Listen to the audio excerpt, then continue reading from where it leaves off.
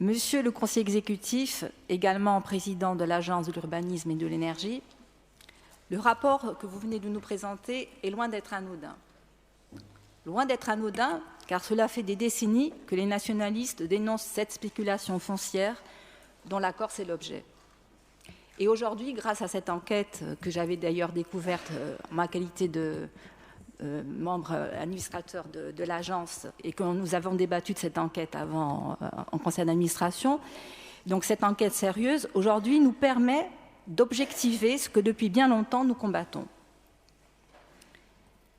Car si pour notre part nous sommes convaincus de la prégnance de la spéculation foncière et immobilière en Corse, il a souvent pu nous être opposé l'absence de données fiables.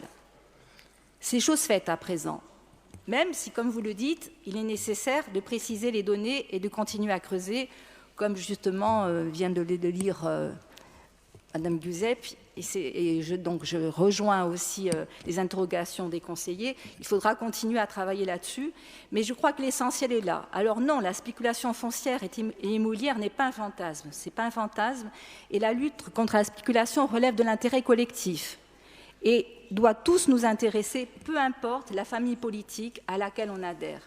Hier, il a été évoqué dans cet hémicycle d'un tsunami, mais d'un tsunami qui était prévisible. Et aujourd'hui, on se doit vraiment d'endiguer cette vague de béton.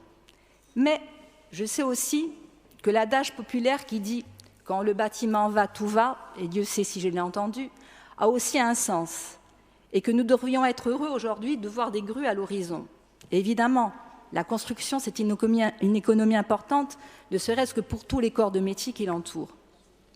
Mais le véritable problème, ce n'est pas des constructions raisonnées, c'est cette libération du marché et le résultat de cette enquête qui nous amène à être plus que vigilants. Et malgré nos efforts en dehors et en dedans de cet hémicycle, force est de constater que la situation s'est aggravée.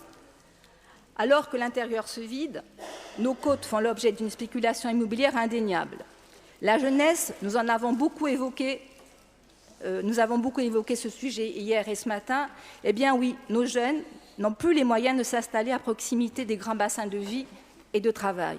Il s'agit en réalité d'une exclusion pure et simple, enfin, à mon sens, des Corses de certaines zones du territoire. C'est intolérable. Nous contribuons à parquer les citoyens et nous sommes vraiment loin de la mixité sociale aujourd'hui recherchée par beaucoup d'acteurs de la société. Et comme vous le disiez, Monsieur le conseiller exécutif, nous devons de refuser cette ségrégation par l'argent.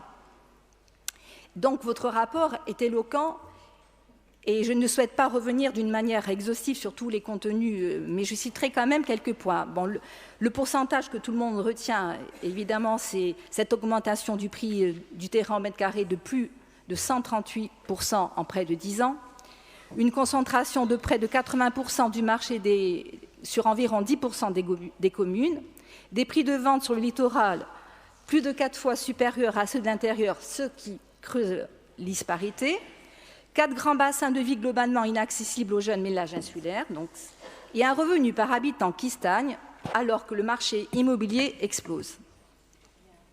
Mais après avoir posé le diagnostic, il faut des réponses adaptées afin de développer une offre utile.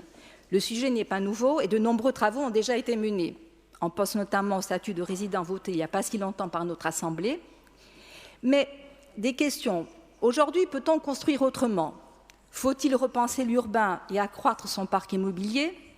Si l'offre hôtelière est suffisante en ville, il faut donc sortir des logements vacants qui sont uniquement loués en saison, parce que la ville doit être agréable et vivante tout au long de l'année, afin de recréer du lien. Continuer à chercher des pistes pour créer du logement social sans en construire forcément d'autres. 2 exemples récents dans les 2 principales villes de Corse. À Bastia, un appel à projet pour réinventer l'îlot de la Poste, et à Ajaccio, la signature d'une convention de portage entre la ville et l'Office foncier de Corse pour l'acquisition d'un immeuble rue Frédiane destiné au logement social. Donc, pour toutes ces pistes et bien d'autres encore, il est temps aujourd'hui d'avancer et de proposer des solutions concrètes pour que les Corses ne soient pas privés de leurs terres. C'est pour cela, Monsieur le conseiller exécutif, que nous vous proposons donc un amendement. Nous souhaitons que la CDC, via l'AUE, et en collaboration évidemment avec tous les services nécessaires, travaille activement sur ce sujet et nous présente au plus tôt non plus seulement des éléments de constat, mais des mécanismes ayant conduit à cette situation et des pistes de solutions. Et d'ailleurs, c'est conforme à une délibération qui a été votée il y a 2 ans qui donnait cette mission à l'Agence de l'urbanisme et de l'énergie. Évidemment, ces idées devront être débattues devant notre Assemblée, ceci pour que le peuple corse puisse vivre dignement et librement sur sa terre. A ringraziarvi.